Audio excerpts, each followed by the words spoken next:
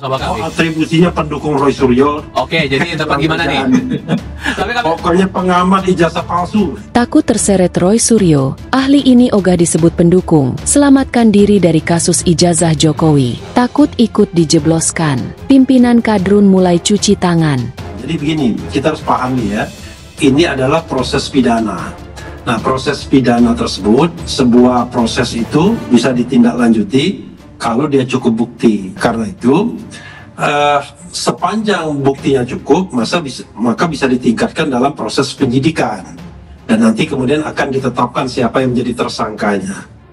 Kebenaran dan fakta sudah disampaikan dari Bareskrim Mabes Polri bahwa ijazah Pak Jokowi, SMA dan S1-nya adalah identik, sesuai.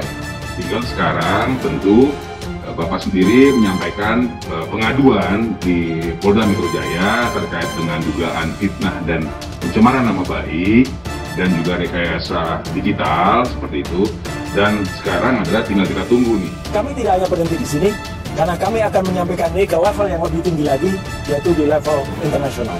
Itu ngomongnya Pak Roy kan itu kan, belum selesai gitu. Ya bagi dia belum selesai karena kalau dia kan semangatnya kan yang penting rame-rame terus ya. Ini terus selesai. Oke. Gitu. Jadi memang rakyat bisa membaca ini.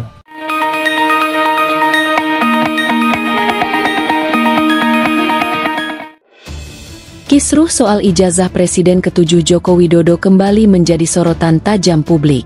Namun kali ini, fokus bukan hanya pada mantan Menteri Roy Suryo yang kerap mengangkat isu tersebut, melainkan pada seorang ahli yang sempat tampil vokal dalam membahas keabsahan dokumen sang Presiden ke-7. Sosok ahli yang sebelumnya digadang-gadang sebagai senjata akademik kelompok penuduh ini, kini mulai menjauh dari pusaran kasus. Dalam pernyataan terbarunya, ia dengan tegas menolak disebut sebagai pendukung Roy Suryo atau gerakan yang meragukan keaslian ijazah presiden. Saya hanya memberikan pendapat dari sisi keilmuan, tidak lebih. Saya tidak ada kaitannya dengan kepentingan politik manapun, ujarnya dalam wawancara singkat dengan salah satu media alternatif. Saat didesak lebih lanjut, ia enggan memberikan komentar tambahan dan segera mengakhiri percakapan. Langkah ini menimbulkan tanda tanya besar di kalangan publik. Pasalnya, sang ahli sebelumnya tampil begitu percaya diri, bahkan menyebut ada ketidakwajaran administratif dalam dokumen tersebut. Kini, ia terkesan ingin melepaskan diri sepenuhnya dari keterkaitan apapun dengan Roy Suryo.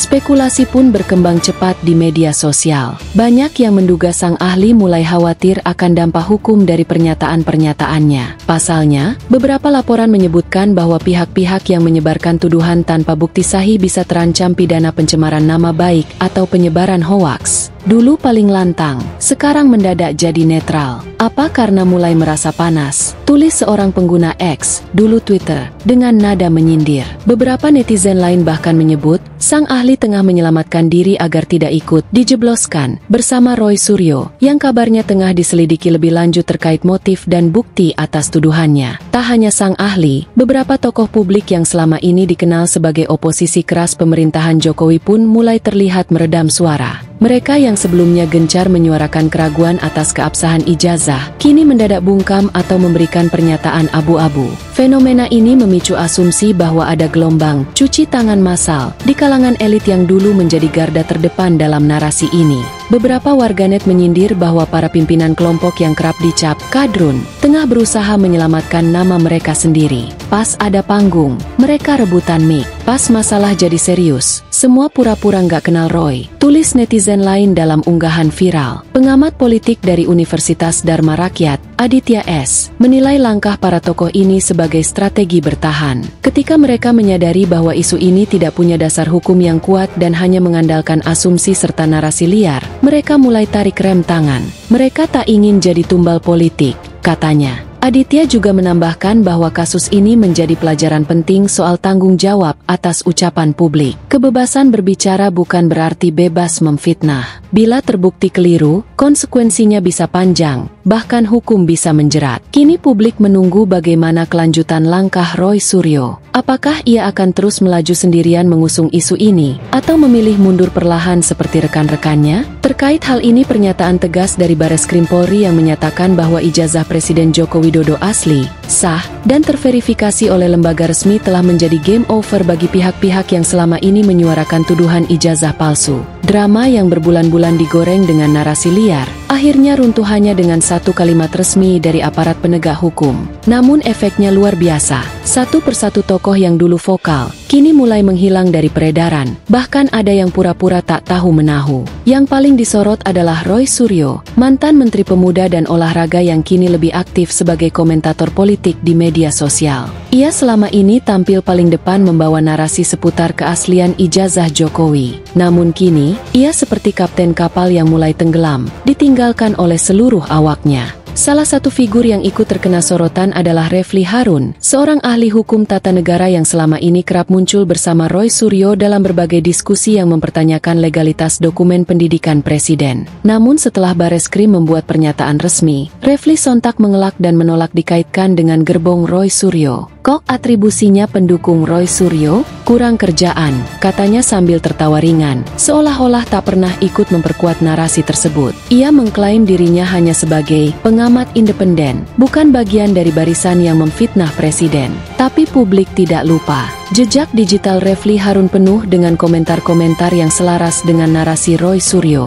Bahkan beberapa kali, Refli menyatakan keraguan atas pernyataan Universitas Gadjah Mada, UGM, tempat Jokowi menimba ilmu. Pernyataan UGM tidak cukup, katanya dalam sebuah wawancara. Ia menyebut bahwa informasi tanggal kelulusan Jokowi yang diumumkan oleh UGM tidak otomatis membuktikan keaslian ijazah. Namun, masyarakat sudah cerdas. Komentar semacam ini dianggap tidak relevan dan malah memperkeruh suasana. Banyak yang menganggap, sikap Refli adalah bentuk bermain di dua kaki, siap mundur kapan saja bila situasi memburuk. Tak sedikit pula yang meyakini bahwa narasi keras Refli terhadap Jokowi bukan semata demi analisis akademis, tapi lebih kepada persoalan pribadi. Banyak yang menduga, sikap kritis Refli adalah bagian dari dendam politik lama, sejak dirinya dicopot dari posisi strategis dalam pemerintahan Jokowi. Dulu waktu masih di lingkaran kekuasaan, adem-adem aja. Begitu dicopot, langsung berubah jadi oposisi paling keras. Tulis seorang netizen di kolom komentar YouTube Refli. Tak bisa dipungkiri, setelah tak lagi menjabat, Refli kerap melontarkan kritik tajam bahkan terkesan personal terhadap presiden. Kritik tersebut disampaikan nyaris setiap hari, baik di kanal YouTube pribadinya, media sosial, maupun dalam wawancara media. Retorikanya berubah drastis, dari akademis jadi agitasi. Dengan keluarnya klarifikasi dari Bareskrim, publik semakin yakin bahwa isu ini memang tak berdasar.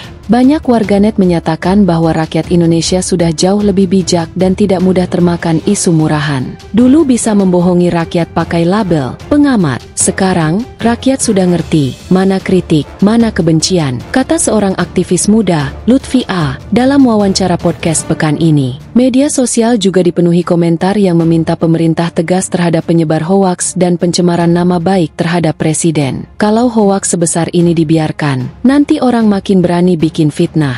Harus ada efek jera, tulis akun Garuda Muda di X, Twitter. Setelah Roy Suryo dan kroni-kroninya menyerang tanpa dasar, kini publik mulai mendorong Bareskrim agar tidak berhenti hanya di Roy. Banyak yang meminta agar semua tokoh yang menyebar narasi ijazah palsu diperiksa dan bila perlu dikenakan proses hukum yang setimpal. Ini bukan soal politik lagi. Ini soal marwah institusi pendidikan, kepercayaan publik, dan kehormatan presiden.